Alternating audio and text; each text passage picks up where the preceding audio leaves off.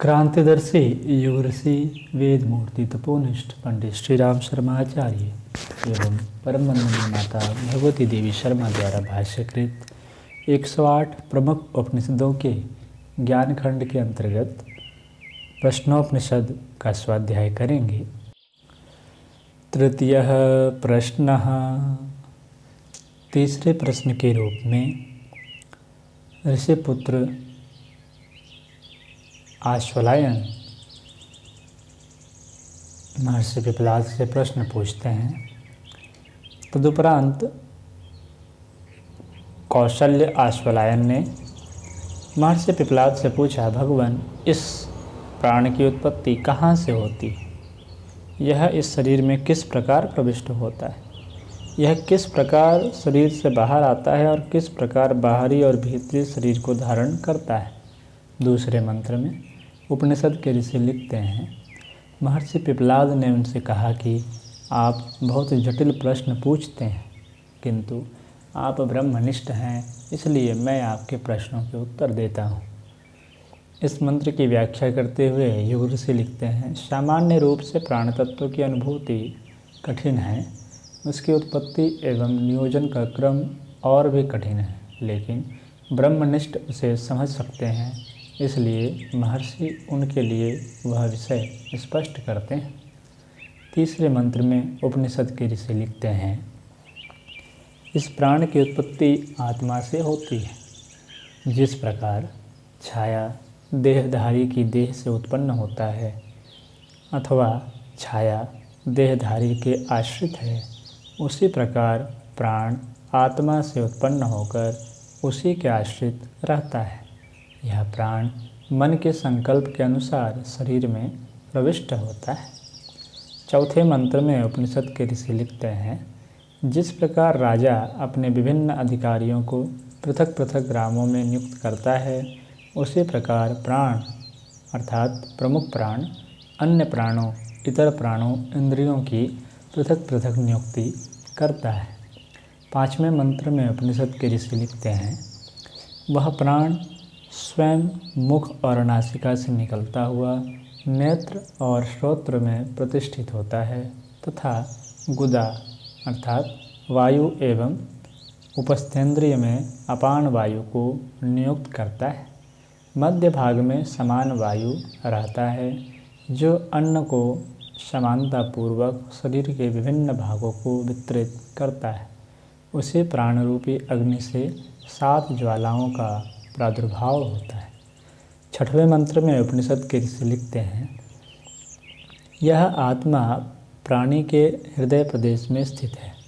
इस हृदय प्रांत में 101 नाड़ियाँ हैं। उन सभी नाड़ियों में प्रत्येक की 100 शाखाएँ हैं और उन सभी नाड़ी शाखाओं में भी प्रत्येक की 72 हज़ार प्रति शाखाएँ हैं। इन सब नाड़ी शाखाओं में व्यान वायु संचरित होती है। सातवें मंत्र में उपनिषद के ऋषि लिखते हैं, इन नाड़ियों में एक नाड़ी सुषुम्ना नाड़ी ऊर्ध्वगामी है, जिसके माध्यम से उदान नामक वायु मनुष्य को पुण्य कृत्यों द्वारा पुण्य लोक और पाप कृत्यों द्वारा अधम लोक को ले जाता है। यह उदान वायु पाप पुण्य दोनों प्रकार के कर्मों द्वारा मनुष्य को मर्तलोक में प्रतिष्ठित करता है। आठवें मंत्र में उपनिषद के ऋषि लिखते हैं, आदित्य निश्चित रूप से बाहरी प्राण है। यह चाक्षुष अर्थात चक्षु संबंधी प्राण को अनुग्रहित करता हुआ उदित होता है। पृथ्वी का देवता प्राणी के आपान वायु को आकर्षित करता है। इन दोनों अर्थात द्यो और पृथ्वी के बीच का रिक्त स्थान अर्थात आकाश ही समान वायु है तथा बाह्य वायु व्यापकता में आंतरिक व्यान से समानता होने से व्यान है। नौवें मंत्र में उपनिषद के ऋषि लिखते हैं, विश्वविख्यात आदित्य रूपी तेज ही उदान है। जिनका तेजस शीतल हो जाता है, उनकी इंद्रियों का मन में विलय हो जाता है। इस स्थिति में वे पुनर्जन्म प्राप्त करते हैं। 10वें मंत्र में उपनिषद के ऋषि लिखते हैं, मरण काल में इस आत्मा का जिस तरह का मन संकल्प होता है वह उसी प्रकार के संकल्प के साथ प्राण को प्राप्त करता है। वह प्राण तेजस संपन्न होकर जीव के संकल्पानुसार उसे विभिन्न लोकों अर्थात योनियों में ले जाता है। 11वें मंत्र में उपनिषद के ऋषि लिखते हैं, जो विज्ञजन प्राण तत्व को इस प्रकार जानते हैं उनकी प्रजा अर्थात वंश कभी विनाश को प्राप्त नहीं होती और वे अमृतत्व को प्राप्त कर लेते हैं। यह श्लोक इसी तथ्य का प्रतिपादन करता है। 12वें मंत्र में उपनिषद के ऋषि लिखते हैं, जो मनुष्य प्राण तत्व की उत्पत्ति, आगमन, स्थान, व्यापकत्व तथा बाहरी और आध्यात्मिक अर्थात आंतरिक स्थिति के पांचों भेदों को भली प्रकार जान लेता है वह अमर पद प्राप्त कर लेता है, वह निश्चित ही अमरत्व को प्राप्त कर लेता है। आज की कक्षा में इतना ही। अगली चर्चा अगली कक्षाओं में करेंगे।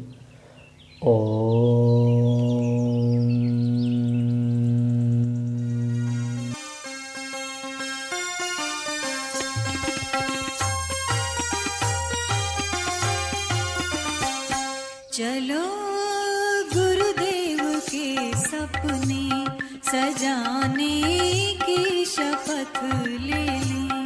चलो गुरुदेव के सपने सजाने की